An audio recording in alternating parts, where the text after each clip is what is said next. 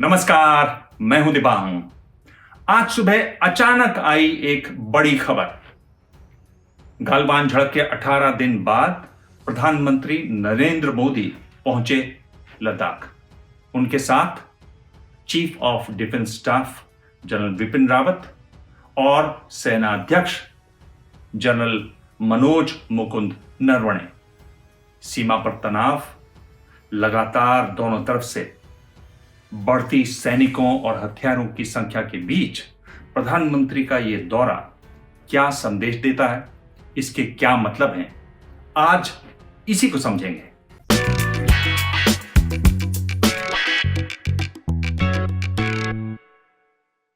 पिछले कुछ दिनों से खबर रही कि रक्षा मंत्री राजनाथ सिंह लद्दाख जाएंगे।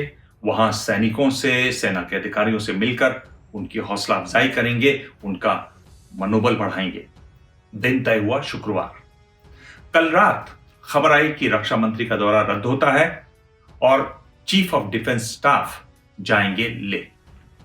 आज सुबह संवाददाताओं ने ले से खबर भेजी कि सीडीएस तो आएंगे ही, उनके साथ एक वीवीआईपी भी होंगे। और पता चला कि वीवीआईपी हैं देश के प्रधानमंत्री नरेंद्र मोदी। हवाई अड्डे पर वो सेना के अधिकारियों से मिले और रवाना हुए निमू, 11,000 फीट की ऊंचाई, फॉरवर्ड लोकेशन। वहां वो भारतीय सेना, एयरफोर्स और आईटीबीपी के जवानों से मिले, उनसे उन्होंने बातचीत की और वहां एक भाषण भी दिया। प्रधानमंत्री का यह दौरा इस समय कई महत्वपूर्ण संदेश देता है, राजनीतिक, स्ट्रैटेजिक, सामरिक, डिप्लोमेटिक, कूटनीतिक। सबसे बड़ा संदेश और सबसे जो खास संदेश है वो उनके लिए है जो अपनी जान तक न्यौछावर करने के लिए, कुर्बान करने के लिए सीमा पर तैनात है। हमारे सैनिकों को यह साफ संदेश है कि प्रधानमंत्री ही नहीं, उनके साथ पूरा देश इस समय खड़ा हुआ है। जरूर प्रधानमंत्री को देखकर उनका हौसला 7वें आसमान पर पहुंच गया होगा। खुद रक्षा मंत्री राजनाथ सिंह ने इस बारे में एक ट्वीट किया और कहा कि निश्चित रूप से सेना का मनोबल और ऊंचा हुआ है। साथ ही यह संदेश देता है देशवासियों को भी कि सरकार सक्रिय है, चौकस है, मुस्तैद है। एक सकारात्मक ऊर्जा, पॉजिटिव एनर्जी पूरे देश में, और यह भाव कि हम सुरक्षित हैं, यह बहुत जरूरी है किसी भी देश के लिए। प्रधानमंत्री नरेंद्र मोदी लगातार सीमा पर पहुंचकर सैनिकों से मिलते रहे। अगर आपको याद हो तो 2014 में वो सियाचिन पहुंचे थे, 16 में छांगो और सुमड़ो हिमाचल में, 17 गुरेज सेक्टर, 18 हर्षिल उत्तराखंड, और पिछले साल एलओसी पर राजौरी, और वहां उन्होंने सैनिकों को खिलाई थी दिवाली की मिठाई। तो एक तरीके से प्रधानमंत्री ने अपने इस रिश्ते को और मजबूत किया है। दूसरा बहुत महत्वपूर्ण और साफ संकेत है चीन को कि भारत पीछे हटने को तैयार नहीं है। 1962 के बाद जो लाइन ऑफ एक्चुअल कंट्रोल बनी है, भारत उसी पर रहेगा। चीन की पुरानी रणनीति है कि वो कई हिस्सों में घुस जाता है और फिर तनाव कम करने के नाम पर कुछ हिस्से अपने पास रख लेता है। भारत साफ संदेश दे रहा है कि वो किसी तरह के बदलाव के लिए तैयार नहीं है। एक बड़ा संदेश चीन और चीन के लोगों को भी जाता है कि भारत अपने सैनिकों की कदर करता है। भारत के प्रधानमंत्री स्वयं सीमा पर जाते हैं। चीन की हालत यह है कि चीन ने अभी तक यह नहीं बताया है कि जो झड़प हुई गालवान में उसमें कितने लोग मारे गए।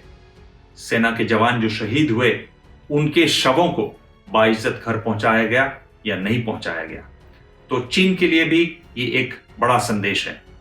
तीसरा संदेश दुनिया भर के देशों को है, क्योंकि भारत और चीन के संबंधों की जब भी बात होती है तो बात होती है 1962 की युद्ध की, 1962 में भारत के हार की।